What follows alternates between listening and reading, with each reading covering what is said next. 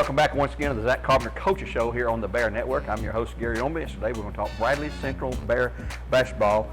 You can watch our interviews on YouTube. Just simply search for BCHS.tv. And when you get there, if you're smart, you'll hit the subscribe button. It's all free.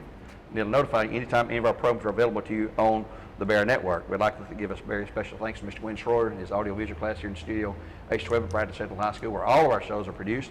Not just athletics, but he has a lot of things there that you can watch. Being joined now by head coach Zach Carpenter, and he's got a couple of special guests. We like to always have the coach introduce those guys and tell us a little bit about them, then we'll talk to them both. We got junior transfer Caleb Martin here, transferred in at the Christmas break, and then we got senior guard Macias, aka CC Daniels. CC, how did the CC nickname get on you there, Macias? Any particular reason? No, I've had it since I was a kid, but Coach Carp, he didn't. Well, I guess he knew how to pronounce my name, but he wanted me to have a nickname. So. Oh, okay. Yeah. I struggled with it at first. Yeah. Well, I first called him Macias, when I seen that, and I think you corrected me. Said no, it's Macias, but well, we're glad to have you as part of the program. And tell me about your background. I understand you didn't play organized ball for a while when you were younger. Where'd you start playing ball at? Organized ball at? When did you first be on a team where you had a uniform number and all that? My first is when I moved up here in 5th grade. I tried out and I made the team over at Stewart. And then I didn't play middle school, and then, Got back to Bradley before you played again? Was it last year?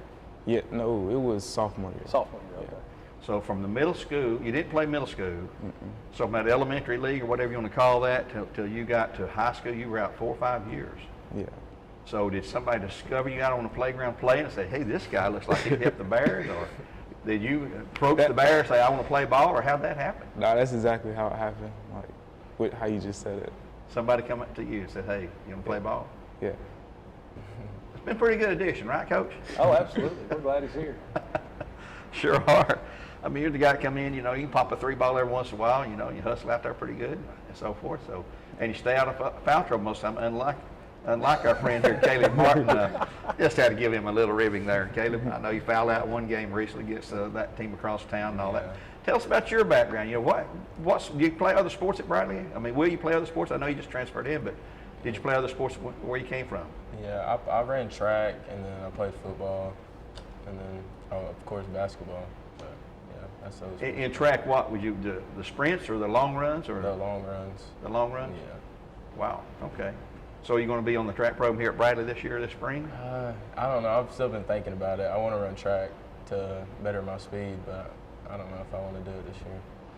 Well, Coach, I saw him play as a JV because he wasn't eligible until they got moved into our zone here, but now I've seen you on the varsity several games there, and he's one of the first guys you call in, so obviously you see something in him as well that makes you want to get him on the floor. Yeah, it's a tough situation transferring in when he did. He's done a great job. I think you see that with him, the position he plays in football, being a quarterback, being able to pick things up quickly, and he's done a great job of learning our system and how we do things, and he gives a ton of effort and practice, and you see that in the games as well. He plays with a lot of intensity, plays with a lot of pace.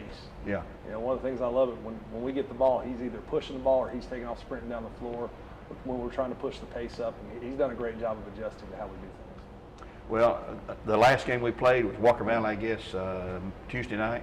Yep. We pushed the pace, it's tight first half maybe, I guess, and we started to pull away, and we seemed to be pushing the ball more. Was that your philosophy on the halftime to do that? Or? Well, actually, it was what we wanted to do the whole game, but we just didn't execute it the first half. We came out in the third quarter especially, and picked it up on the defensive end, which led to easy buckets for us on the offensive end.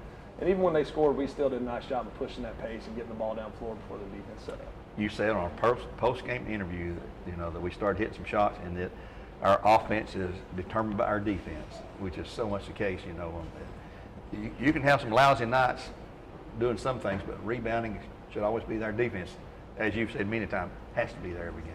It was, and just like in anything, getting some easy scores gives you confidence. And that basket seems to get a little bit bigger every time you do that. And that opened up the perimeter game for us as well. Being able to get those runouts and get some easy layups helped us play with more confidence and when we're shooting the ball and things like that.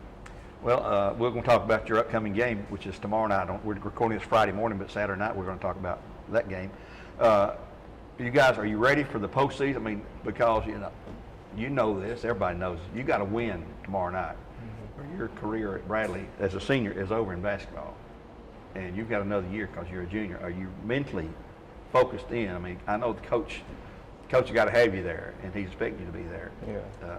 Do you have a different approach to a game like that, which is an elimination game tomorrow night, than you do in maybe a regular season game? So, well, you want to win them all, but it's not the end of the world regular season. It is the end of the world now. Yeah.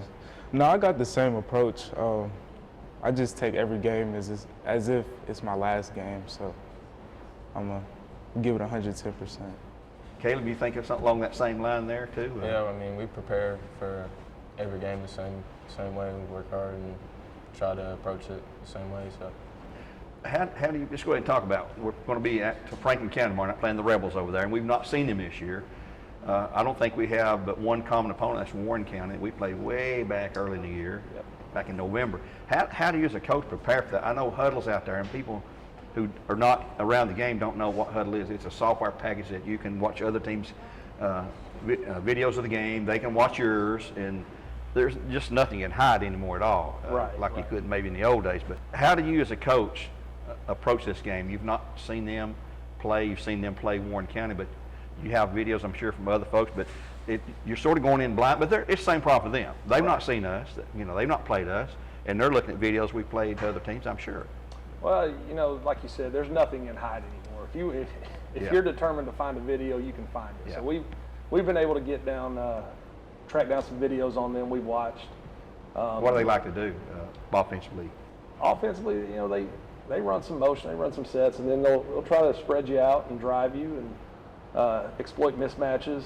Defensively, they run a zone, a 1-1-3. They'll pick up the whole time. I mean, yeah. Really?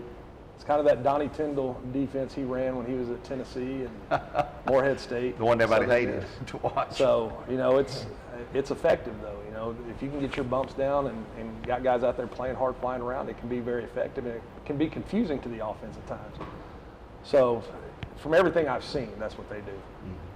You just got to work the phones, call people that they've played, and talk to their coaches about it, and just try to do as much homework as you can on the team so you can prepare the guys going into the game. Do you guys look at video of one of those videos? You see that, or you just take coach's scouting report? I'll stay with coach's scouting report because he's the coach. So if he says it, then I'll pay attention to whatever he says. Well, it's like it is with. They're looking at us the same way because they've not played us there. Coach, something that really I didn't realize this, but you had 3 players make the all-district team for the regular season. In Caden and Trevor and Jackson. In the district tournament, you had 2 different players. D and Romarion made it. And to me, that says, wow. It takes a total team effort. And boy, you hammer that home every time we talk. It's a team win, a team effort, and that shows you, in my opinion, that you got 5 pretty good players that at any given moment can step up and help lead the team. Oh, absolutely. This isn't an individual sport, Not one guy can go out there and just do it himself. And I think that's a testament to our program and our team that shows that, they didn't make the regular season, but they stepped up in tournament time and helped us get with that 3rd place finish. Obviously, we wanted to be in the top 2, but they stepped up, and they weren't the only 2 that stepped up. We had other guys that were deserving of that as well. I thought we had a really good team effort in every game that we saw. And we had some low-scoring games, a low-scoring game with Cleveland High, and then we pretty much got back to our regular thing there. A win tomorrow night at Franklin County. I know you don't look ahead. Media, we look ahead.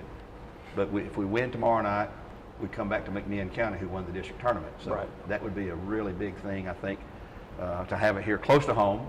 We need a big turnout over there tomorrow night at Warren County too, which will be, by the way, 7 o'clock Eastern, 7 o'clock Central, 8 o'clock Eastern start.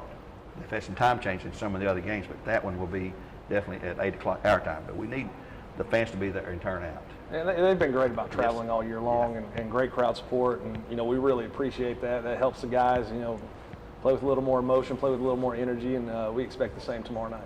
If you look back at the last, 8 or 9, 10 games, we have had some huge crowds. Almost the gym's full everywhere we played.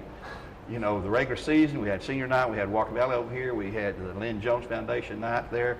We had the games at Cleveland, which we had really good crowds, especially when you guys were playing Cleveland High and the girls playing Cleveland High. So we had good attendance there. And something I did not know until this weekend. Johnny Kaufman, who just recently retired as the McMinn County radio guy, me and him were trading some thoughts around and things about the games coming up. He's not on the air anymore, but McMinn County has not hosted a region tournament since the early 1990s, almost 30 years. Yeah. So they're fired up, and you know with their boys team playing the way they are, and they really have a good boys team, if they're going to have a huge crowd there, you know, if we can get back there. But I think going over there, and I'm no coach, I'm no scout or anything, but I think we got a real good shot to win this game and come back home. And I hope you guys feel like that too. It's going to be a team effort, and somebody's going to have to pick you up if somebody else having a down game, you know, off night or whatever. And that's what you've lived and died by this year. It's a next man up mentality. You know, if somebody's having an off night or, you know, whatever it may be, you know, the next guy is ready. Mm-hmm. And that's how it's been all year long. They've done a great job of stepping in and filling roles, and you know, that's not going to change with us. Well, as they say in the region tournament, it gets down now where they separate the contenders from the pretenders. Yeah. Because one and done is the mantra right now until you get that region finals, and that'll put you in the sub-state, but just got to keep on winning. That's right. You know, these guys have done a great job in practice, preparing themselves, you know, being locked in, and, you know, we'll expect the same this afternoon when we go into practice. You know, really trying to fine-tune some things with the scouting report tomorrow.